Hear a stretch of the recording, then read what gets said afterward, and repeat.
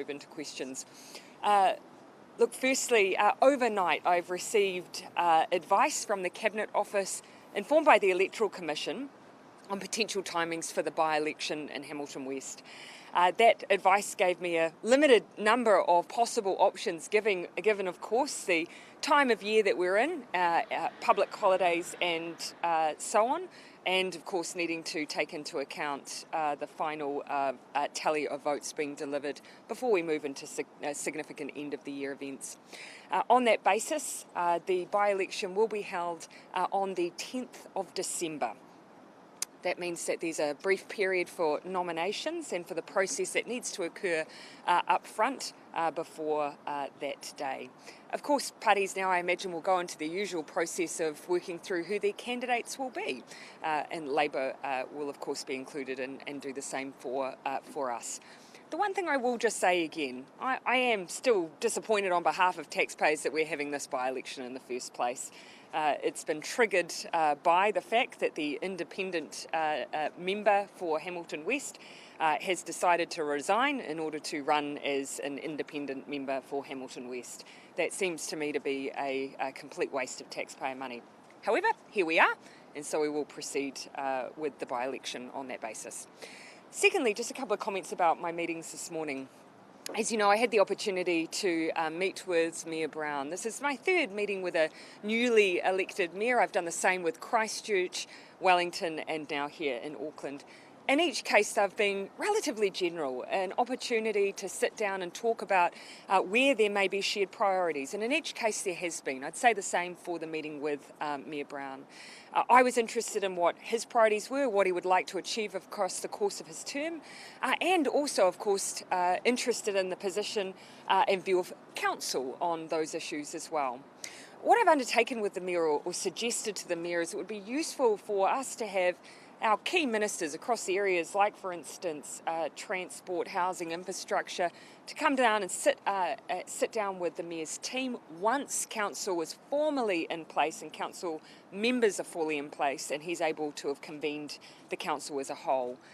As I say, there are areas of shared interest. My focus is on those. I'm ultimately an MP based here in Auckland. We all want to see the city thrive and prosper, and so that will be the focus that we have as a government in working with council.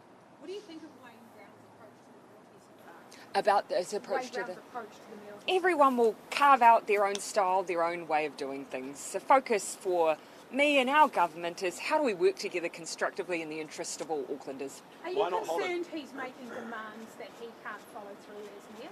Ultimately, that will be a matter for the mayor himself. All of us as politicians are held accountable for, of course, what we state we'll do and whether people believe we've met their expectations.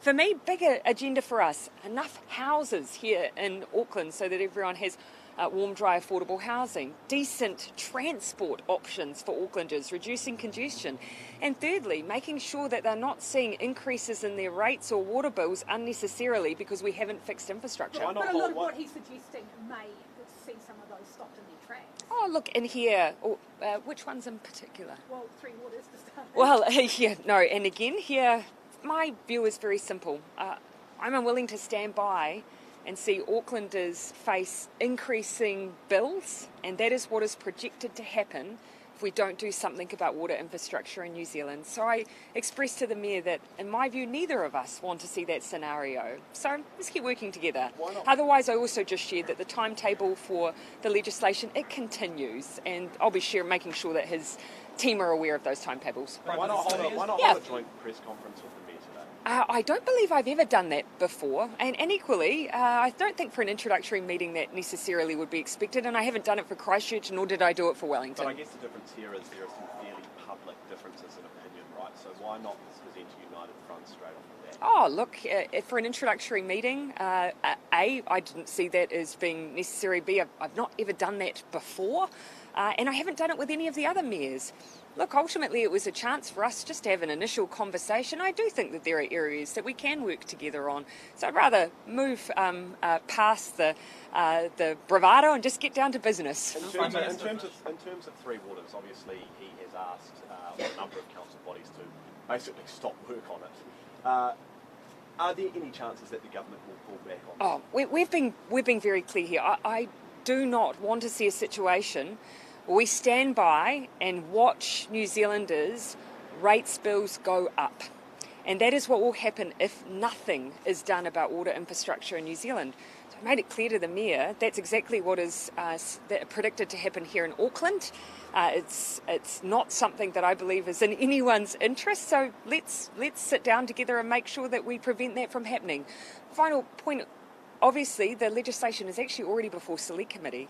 We are expecting recommendations off the back of that, and I want to listen to those and hear those and make changes that we believe can strengthen that legislation. But I made it clear to the Mayor that his speculation about Three Waters not going ahead would mean rates increases, and I'm not going to allow that to happen. Sorry, what was that? Increased rates, is that Yes, they are. My understanding is that it's already, of course, set that we'll see up to 7% increases, and the modelling suggests double in the future. Does the Mayor's position on things like Three Waters make your job as Prime Minister harder? Oh, it's actually worth probably pointing out that it's we've had now 2 mayors with that particular position. Another major project is Auckland Light Rail. He's absolutely against it. Given the council needs to be involved in that, is that pretty much over? Oh, look, again, here I think it's really important to bring in the view of council. Of course, there's a number of elected members that will have their view too. That's one of the reasons. I'm very keen that, yes, we sit down and meet and talk together as central and government and council, but let's give the council a chance to meet formally as well. Of course, you're disappointed Yeah. in Gaurav Sharma triggering an election, and yet in the Wellington mayoralty race, Labour was backing a candidate that also would have triggered a by-election. You heard me set out the very clear distinction here. We had someone who was sitting as an independent MP who has resigned in order to come back and be the independent MP. I don't think that is the same scenario. If you're talking about taxpayers' money, though, that would have amounted. We're having a by-election so he can come back and do the same job. It's up to voters, of course, as to whether or not that will be the outcome, but I don't see that as the same scenario at all. Is Labour definitely going to stand a candidate? Oh, we're going through the usual process, yes. How do you expect what do you expect your chance? Oh, look, you will have already heard me point out that of course, National have held the seat in 4 out of the 5 last elections. And look, I don't think anyone thinks the scenario that Hamilton West has just gone through has been particularly edifying. I'm incredibly disappointed about what a Labour candidate has done. And so, look, I'm sure that may well be an issue for us. But, of course, these are the circumstances we find ourselves in. We will stand proudly on our record as a government and what we've been doing in the Hamilton region. What do you think? A by-election could be good for Labour. You could win it. So, would your position on its Look, all I'm being asked is my view on the seat historically and what we face this time, and that's my reflection on that. Will it change the strength of the position that we put forward, or the platform we stand on? We will campaign proudly on our record. The Mayor's approach so far has, of course, been to sort of issue these edicts, I suppose you could call them, and he hasn't exactly been forthcoming when it comes to answering questions about them. Would you take the same approach? Would I take the same approach as a leadership approach? Oh, you don't have to ask me as a hypothetical. You've seen my approach to leadership. Look, it's not for me to judge the political strategy of any mayor or politician. That's for them. Would it be your My job is to make sure that when we have elected officials who are there, be it in central government or local government, that we actually work together in the best interest of this city. I'm the MP for Mount Albert. I'm as driven by the interests of Auckland as I hope any councillor is around that table. Prime Minister Wayne Brown has... We might let the rain send us a signal, so we might wrap on. Just got some from the gallery. Just some from the gallery. Wayne Brown's expressed concerns about the government imposing housing intensification rules on them. Why are you doing this when the unitary plan appears to be fulfilling that job? We have a housing shortage in New Zealand. We've had a significant housing shortage in Auckland.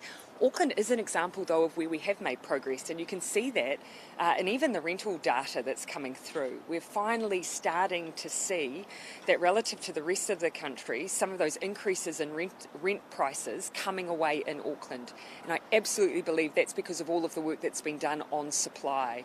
But again, we are not there yet. There is additional work to be done. Our focus has to be in Auckland, though, making sure that we do have intensification. It's along transport nodes, that it's high quality and it's sustainable. But the unitary plan provides for that, level, a high level of housing. Of course. And you come and over the top of that and ask the council to do more.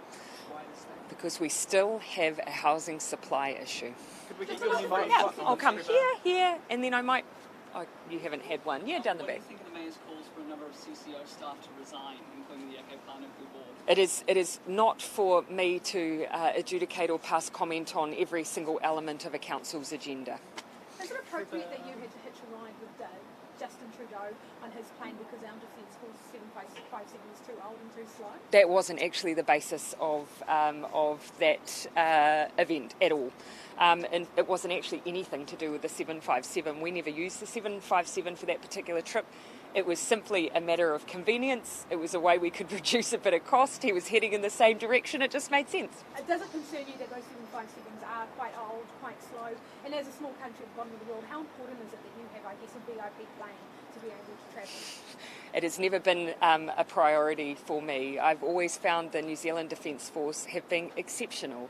The support that they've provided our trade missions, the support that they provide our neighbours when they're in times of greatest need, those have been exceptional in my experience. From time to time, we may encounter the odd issue, but that has not meant that it is a priority for us to change, as you describe it, the VIP fleet.